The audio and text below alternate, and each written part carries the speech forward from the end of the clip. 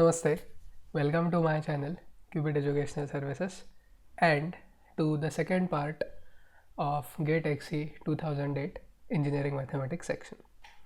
In the first part of the video, what we saw was the 6 1-mark questions from this particular GATE XE paper, and in this video we are going to solve the next 6 questions, that is question number 7 to question number 12, and all of these remaining questions carry 2 marks each. Okay, so we will start the video with the first question, which is based on orthogonal matrices. Okay, so the question says that the matrix L0 sin theta 0 1 m n0 cos theta is orthogonal if, and there are 4 options in which you can see that the values that L, M and N must assume for the matrix to be orthogonal are given, and we have to pick the correct one. Now to solve this question there are 2 methods. I will first tell you the shortcut and then we'll go to the actual method. Okay, so the definition of any orthogonal matrix is such that the inverse of that matrix is equal to its transpose. Okay, and as a consequence of this we can actually prove that the determinant of any such orthogonal matrix has to be either positive or negative 1. Now we can actually make use of the fact that the determinant has to be positive or negative 1 to eliminate the options or to pick the correct one, and of course we can use the definition to find the values of L, M and N. Okay, so we will call the given matrix as A, and let's calculate its determinant, and because this element is 0 it is easier to expand it along the first row. So it will be L into cos theta, okay, minus 0, so no need to consider it, plus sin theta into 0 minus n, so negative n, so minus n into sin theta, and this has to be either plus 1 or minus 1 because it is given that the matrix has to be orthogonal. Okay, now L cos theta minus n sin theta will be equal to plus 1 if L becomes cos theta and n becomes negative sin theta, because of the identity cos squared theta plus sin squared theta equal to 1. Or if L assumes the value negative cos theta, okay, and n assumes the value sin theta, even there, well, in that case you will get cos squared theta with a negative sign and sin squared theta with a negative sign, which add up to negative 1. Okay, so we will now see if these pairs are to be seen in the options. L as cos theta and n as negative sin theta. So L as cos theta and n as negative sin theta, so there is no such option. If L is cos theta, then according to option C, n is 0, which is not what we want, so we'll eliminate C. Okay, and we can, okay, so what happens if L becomes negative cos theta? So if L becomes negative cos theta, then and n becomes sin theta, then the determinant characteristic is matched, okay, as far as that is concerned. Okay, so we'll pick option D.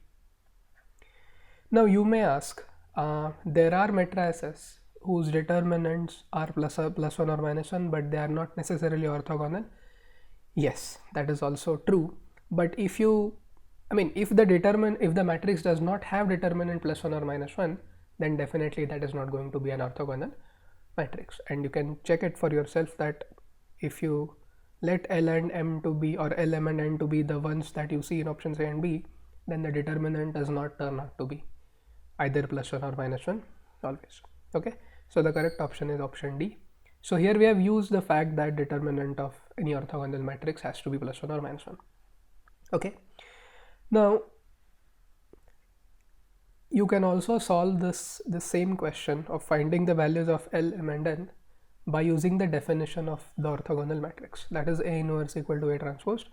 Now I will not explain you the detail. What I have done is I have taken the transpose of the original matrix. As you can see here, L0 sin theta is the first row and here it is first column. So basically I have transposed it and I have taken the product, and that product must be equal to the identity matrix because inverse is a transpose. Okay, and then you have to form the equations involving L, M and N, and eventually you will reach option D. Okay, now I will not be explaining this because it is a very lengthy process. You can solve this for yourself. You can pause the video and see what I have done to get the equations 1 and 2.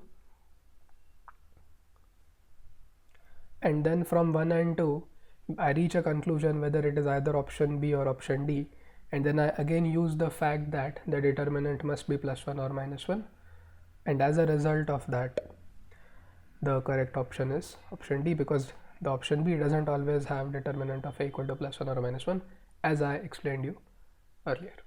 Okay, so you can actually solve this question very quickly without spending too much time. So that is question number 7. Let us now solve question number 8, which is based on infinite series. Okay, so the question is asking us to calculate the radius of convergence of the real power series, summation as m goes from 0 to infinity, square of m factorial upon 2m plus 1 factorial into x raised to m, and there are 4 options: 4, 3, 2 and 1. This is a formula based question, and you can see clearly that the center of the power series is 0, because generally the center is A if you have the general term x minus a raised to m or x minus a raised to n. Okay, now it is better if you know the formula to find the radius of convergence of any power series, and this formula has come from the ratio test,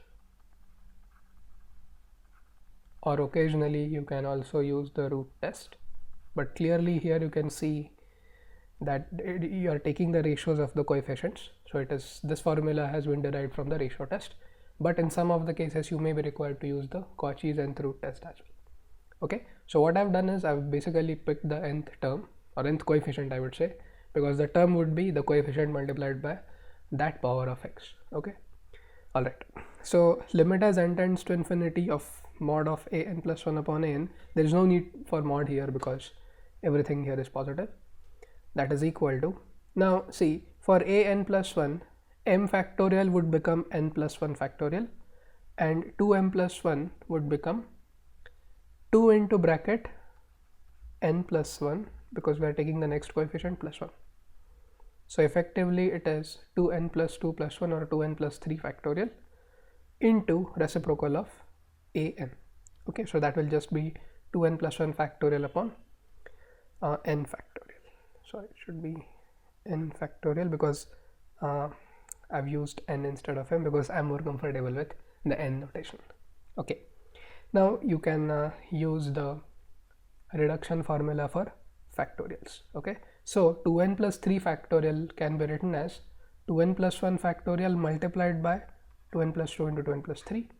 So 2n plus 1 factorial will get cancelled, and here you have n plus 1 factorial, which is n factorial into n plus 1, right? So that n factorial will now get cancelled, and there are two such terms, so it will be effectively n plus 1 bracket squared.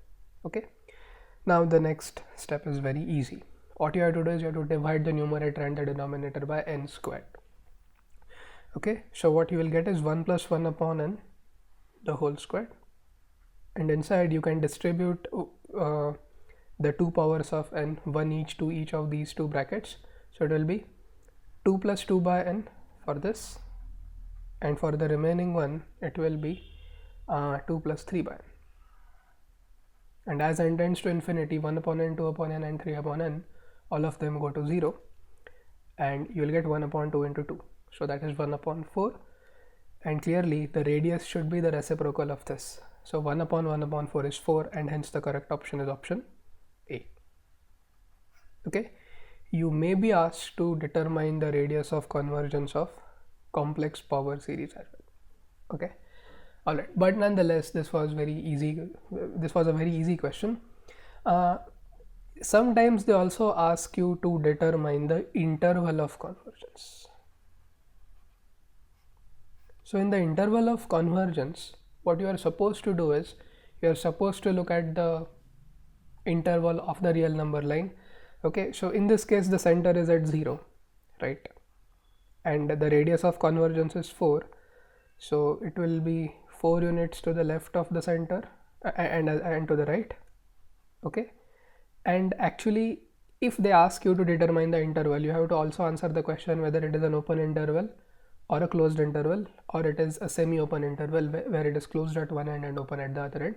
So in that case, what you have to do is you have to go to the endpoints and you have to analyze the power series individually, because there the ratio test does not work. In case if they ask you to determine the interval of convergence, there is a slight difference. In radius, you are happy with just the value, but while determining the interval, you also look at the possibilities. Where is the interval closed, where is it open, or whether it is closed or open at both the ends. Okay, so that is question number 8. Now let's go to question number 9, which is based on the beta integral and therefore the gamma integral. Okay, so the question says the value of integral 0 to pi by 2 sine theta to the power 3 by 4 with respect to theta into integral of sine theta to the power negative 3 by 4 from 0 to pi by 2 with respect to theta is. And we have 4 options, and the presence of root 2 and root 3 is an indicator that, well, you might be required to use sine pi by 4 or sine pi by 3 somewhere. Okay, you don't know. We'll see how to solve this problem. Now when this question was actually asked, calculators were allowed, the Casio calculators. And if you know, or if you may not be knowing, calculators are capable of approximately finding single variable integrations or definite integrals. So on calculator you can actually solve this problem, depends on the speed of your calculator. But if you decide to solve this problem analytically, then you have to recall many formulas. Well, that is as far as I have got the answer. If you know a better method, then you can mention that in your comments. Okay, so my solution begins by the following formula for beta integral, which is 0 to pi by 2 sine theta raised to p cos theta raised to q with respect to theta, which is equal to 1 by 2 beta p plus 1 by 2 comma q plus 1 by 2. Okay, now in our first case, in the first integral, you can see that p is equal to 3 by 4 and q is equal to 0. Okay, so it will be 1 upon 2 into beta. Okay, now p plus 1 will be 7 by 4 by 2, q is 0, so it will be 1 by 2. And for I2, q will be equal to 0, but p will be equal to negative 3 by 4. Okay, so negative 3 by 4 plus 1 will be, well, 1 upon 4. So into 1 upon 2 beta 1 by 4 upon 2 comma 1 upon 2, because again for I2 q is 0. Okay, so I1 into I2 is effectively 1 upon 2 into 1 upon 2, so that is 1 upon 4. Okay, now you can use the formula beta mn is equal to gamma m into gamma n upon gamma m plus n. Okay, I hope all of you know the formula. So for the first one, it is gamma 7 upon 8 into gamma 1 upon 2. Okay, 7 upon 8 because it is 7 upon 4 by 2 upon gamma 7 upon 8 plus 1 upon 2.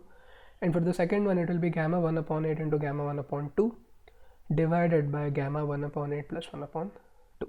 Okay, so here we are using many formulas now. This is the main formula, which is the starting point of the problem, and then the connection between beta and gamma is also required. Okay, now there is one more formula that I'm going to use, and that is gamma 1 upon 2 is root pi. Okay, gamma 1 upon 2 is root pi. So gamma 1 upon 2 into gamma 1 upon 2, that will become root of pi squared, so that will be pi.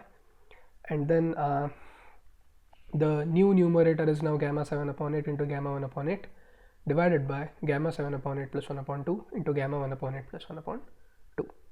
Now there is one more formula which is called as Legendre's duplication formula. Okay, now let me tell you where we are going to use this formula. We are going to use this formula to simplify these two terms. Okay, we are going to use the formula to simplify these two terms. Okay, so the formula says gamma m into gamma m plus 1 upon 2 is equal to root of pi divided by 2 raised to 2m prime minus 1 into gamma 2m. Okay, now I understand that you need to remember this in order to solve this problem as far as my method goes. Okay, so there are two terms here which have something plus 1 upon 2. In the first case, for I1 it is 7 by 8, and for the second one, that is I2, it is 1 upon 8, right? 7 upon 8 you can see here, and 1 upon 8 is there. Okay, so what I've done is I've kept this term on one side and I have brought this gamma m to the denominator of the other side. Okay, so let me explain you how I have applied the formula for gamma 7 upon 8 plus 1 upon 2. Okay, you have to keep root pi as it is, so let me use blue color now. You have to keep root pi as it is, gamma 2m, so m is now 7 upon 8, so 2m will be 7 upon 4, divided by 2 raised to 2m minus 1. Now m is equal to 7 upon 8, so 2m will be equal to 7 upon 4. 7 upon 4 minus 1 is 3 by 4, so that will be 2 raised to 3 by 4. Yes. Okay, and don't forget this gamma m because we have brought it to the other side, so it will be into 7 upon 8. And now if you repeat the process with the value of m being 1 upon 8, you will get root pi into gamma 1 upon 4 divided by 2 to the power negative 3 by 4 into gamma 1 upon 8. You can check it for yourself. Right, now we will perform some simplifications. 2 to the power 3 by 4, 2 to the power minus 3 by 4 will give us 1. Okay, and now root pi into root pi, that will give us pi, that will cancel this pi, right? So it's pi by 4 into 1 upon pi, right? Gamma 7 upon 8 into gamma 1 upon 8, these are present in the denominator of the denominator, so those terms will jump in the numerator, which already has that product, so it will be the square of that product. And in the denominator we now have gamma 7 upon 4 into gamma 1 upon 4. Okay, so far we have brought it to this form. Now we have to apply another formula. You will find this in any advanced calculus textbook, okay, or even your local authors engineering mathematics book. I don't know which books you use. Okay, yes, so this formula basically is for finding product of values of gamma function which differ by 1. Okay, well, not necessarily differ by 1, whose addition is 1, provided both are in between 0 and 1. So the formula says gamma p into gamma 1 minus p is pi divided by sine of p pi, where p belongs to the interval 0 to 1. Okay, now I'm going to use this formula in the in the numerator. Okay, because now I see that it is 7 upon 8 into 1 upon 8, and 7 upon 8 and 1 upon 8, they add up to 1, right? Yes, you can take any one of them. Due to the periodicity or the properties of sine function, allied angles, it will be the same. Okay, all right. What I've done is I've taken p to be 1 upon 8. Okay, so sine p pi will be sine pi upon 8, and in the numerator it will be pi. But don't forget that because you have a square here, it will be square of that. Okay, yeah. So now we have taken care of the numerator. Now let's take care of the denominator. So in the denominator you can't really apply the formula because 7 upon 4 and 1 upon 4, they do not add up to 1. But now I'm going to use this reduction formula for gamma functions. Gamma n plus 1 is 1 gamma n. So I'm going to use it for gamma 7 by 4, which will be 3 by 4 gamma 3 by 4. And now I can again use the same formula which we have used previously. And this time we are going to take p as either 3 by 4 or 1 upon 4. Okay. All right. Now few more changes will take place now. This 4 will cancel this 4. So what you will get is just 1 upon 3. Okay. And gamma 3 by 4 into gamma 1 upon 4 will be pi upon sine pi by 4. And now finally we have got the answer. Well, I mean, if you know sine pi by it better, if you don't, then just use your on-screen calculator to find it. It will give you a decimal value. Okay, so it's 1 upon 3 into square of that into sine squared pi by 8, which turns out to be 2 minus root 2 by 4. Sine pi by 4 is in the denominator of the denominator, so you can take it in the numerator, which will give you 1 upon root 2 divided by this pi. And then if you simplify, well, I mean pi squared, and you have already got this pi here, so that will get cancelled, right? Pi squared upon pi is pi, and eventually if you simplify that, that will give you 2 pi by 3 into root 2 plus 1. Okay, so this matches with option A. It was a pretty lengthy sum, but when this sum was asked in the year 2008, Casio calculators were allowed. Okay, so you can actually find the approximate values, approximate decimal representations of these two integrals, which I will show you now. Okay, yes, so if you calculate the first one, that is I1 is approximately 1.086 and I2 is approximately 4.254. Yeah, so there is one more thing here.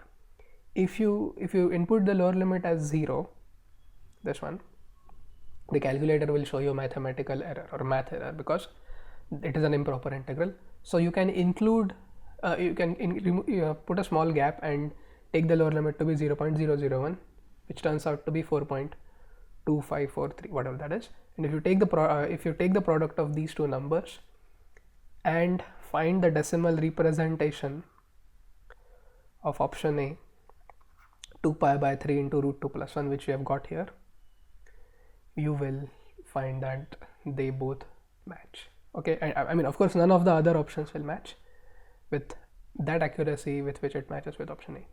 So it is option A. This is my method. If you know a better method, please comment. Otherwise, you have to use everything that you know regarding beta and gamma function, including this representation of beta integral, Legendre duplication formula, gamma function reduction formula, gamma 1 upon 2 root pi, and this particular formula. Okay, so this was question number 9.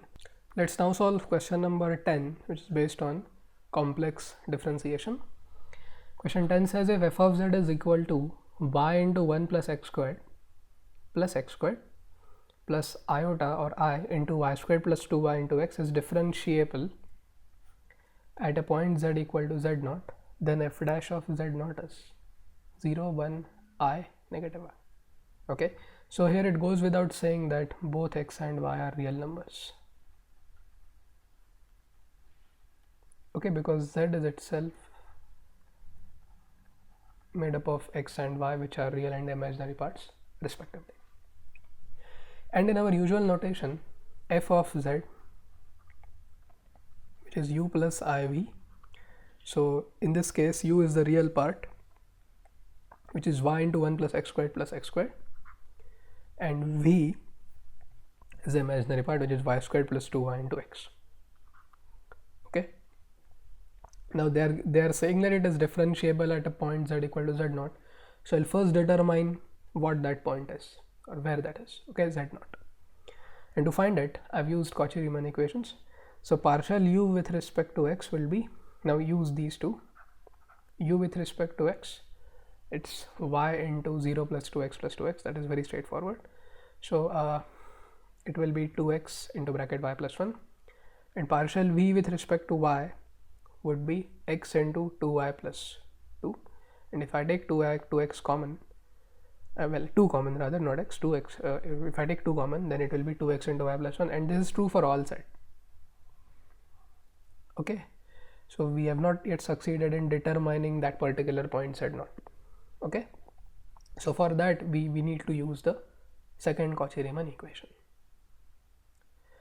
Now you can refer to the values of or the definitions of the functions u and v. Here I have evaluated their partial derivatives. Okay, so partial u with respect to y turns out to be 1 plus x squared, and negative of partial v with respect to x, okay, it's negative, turns out to be negative y into y plus 2.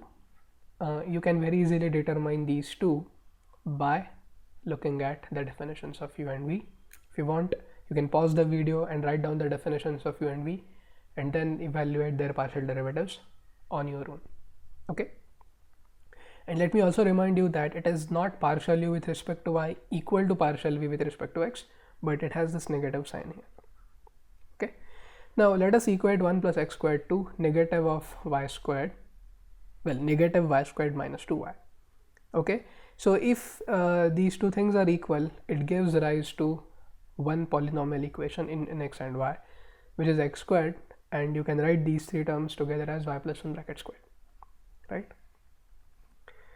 Now, at the beginning of the solution, we said that both x and y are real numbers, so you can't really have I squared here, or any, for that matter, any other imaginary number or complex number, okay, except for real numbers. So squares of two real numbers are equal to 0, or their addition is equal to 0, means both of them should be 0. So x 0 and y negative 1, so which gives us z to be 0 minus I, okay, or that is z naught now. So z naught is negative of I. So once you determine what z naught is, now it's very easy to determine the partial derivatives. Well, the derivative, okay. So f dash of z is now very easy to find. You can either choose the vertical path or the horizontal path. It's up to you, okay. So I have chosen to differentiate with respect to x. So it is partial u with respect to x plus I into partial v with respect to x. Again, you can go back to those definitions and see that partial u with respect to x is 2x into y plus 1, and partial v with respect to x is y into y plus 2 and into I, okay. And now you can substitute x to be 0 and y to be negative 1 in this expression for f dash of z, which will give you the value of the derivative also to be negative of I, okay. Alternately, you can also find f dash of z by using the Cauchy-Riemann equations, where u with respect to x is replaced by v with respect to y, and v with respect to x is replaced by negative of u with respect to y, which also gives you negative of I, okay. So the option is D, okay. So question 10 is option D. Let us now solve question number 11, which is based on contour integration. It says the value of the integral of e to the power 1 upon z divided by z minus 1 squared about the curve mod of z equal to 2 is 0, 2 e pi I, 4 e pi I, and 4 pi I, okay. Now it is very clear from the integrand that it is not defined at z equal to 1, and it is also not defined at z equal to 0, okay. Z is equal to 1 is a pole because, well, the denominator becomes 0, and e to the power 1 upon z is not defined at z equal to 0. Now both these poles are located inside the contour of integration mod of z equal to 2. Therefore I can say that the value of the integral by the residue theorem is equal to 2 pi I into the residue at z equal to 0 of the integrand plus residue at z equal to 1, okay. Now to determine the residue at z equal to 1, we can use the working rule or the formula, okay, which tells us what to do if we have a pole of order r, okay, and here r is equal to 2. So it is 1 upon 2 minus 1 factorial into d minus dz of that part of the integrand or the function excluding the part z minus 1 raised to 2, okay. So here we are differentiating it only once because it is 2 here, and therefore we are also required to divide it by 2 minus 1 factorial, okay. Now if you differentiate and do the necessary calculations, after substituting z equal to 1 in the derivative, what you get is the residue equal to negative v at z equal to 1, okay. Now to determine the residue of this function at z equal to 0, we have to use the Laurent series, okay. So here is what I have done to calculate the residue at 0, okay. First of all, let us use the representation of e to the power 1 upon z as 1 plus 1 upon z plus 1 upon 2 factorial into z squared plus 1 upon 3 factorial into z cube plus so on, okay.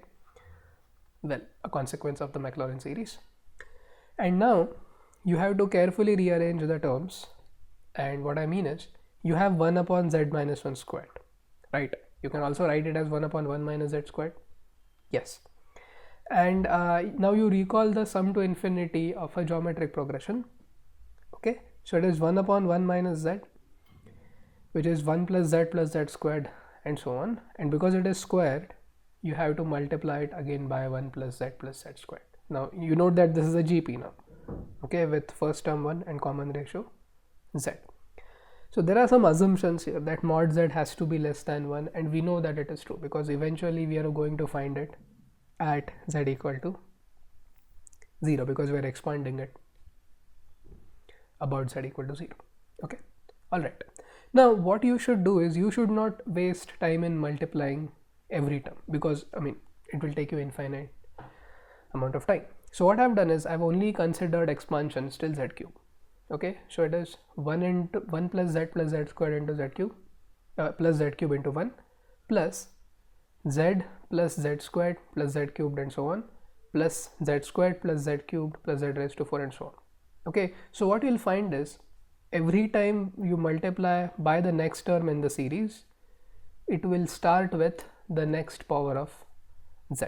Okay, so the first will give you 1 plus z squared plus z cubed and so on. Multiplying the second bracket by z will give you z plus z squared plus z cubed and so on. Multiplying the second bracket by z squared will give you z squared plus z cubed and so on. And multiplying the second bracket by z cube will give you z cube plus z raised to 4 and so on. Okay, so now this pattern recognition is extremely important. Okay, so when you add, you'll get 1 plus 2z plus 3z squared plus 4z cubed and so on. Okay, I mean now I can actually write the next term, which is going to be 5z raised to 4, then 6z raised to 5 and so on. Okay, so the coefficient is 1 greater than the power. Okay, all right. Now comes the main part. Okay, because we are interested in finding the Lorentz series of the function e to the power 1 upon z minus 1 raised to 2 about z equal to 0, we are happy with negative integral powers of z, right? So we now recall the Maclaurin series, well, the power series of e to the power 1 upon z, the Lorentz series rather. Okay, and we now reuse it here. Okay, and we multiply this by the power series of 1 upon z minus 1 squared, which is 1 plus 2z plus 3z squared plus 4z cubed and so on. And now you recall that the coefficient of 1 upon z is the residue, correct? It is always the coefficient of z minus a raised to minus 1 or 1 upon z minus a, and in this case, in our case, a is equal to 0 because we are expanding it about 0. Okay, so it is the coefficient of 1 upon z. Now what you observe here is there are infinitely many terms involving 1 upon z. Okay, so let's say 1 upon z into 1. Okay, so you will get 1 there. Okay, and if you multiply 1 upon 2z squared by 2z, again you are going to get 1 upon z. Okay, so again its coefficient is 1. Now if I multiply 1 upon 6z cubed by 3z squared, again I am going to get 1 upon z with the coefficient 1 upon 2. Yes. If I go to 1 upon 24z raised to 4 and multiply it by 4z cubed, what I am getting is I'm getting 1 upon 6z, which is basically 1 upon 3 factorial. Okay, so now you can see where this is heading to. It is 1 plus 1 plus 1 upon 2 factorial plus 1 upon 3 factorial plus 1 upon 4 factorial and so on, which is equal to e. Okay, so what happened? Residue at 0 is e, residue at the other pole, that is z equal to 1, was negative e, so the value of the integral is equal to 0. Alright, so I is equal to 2 pi I into negative e plus e, which is equal to 0, and hence the option is A. Okay, now you note this example. You know that the function or the integrand is not analytic inside the contour of integration, but still the integral is equal to 0. Okay, alright, so this is question number 11. Let us now solve question number 12, which is from vector calculus, and this is based on Stokes' theorem. In the 2022 edition of Gate XC, they don't have Stokes theorem, but I mean, of course, you have Stokes theorem for your parent branch, let's say mechanical or aerospace.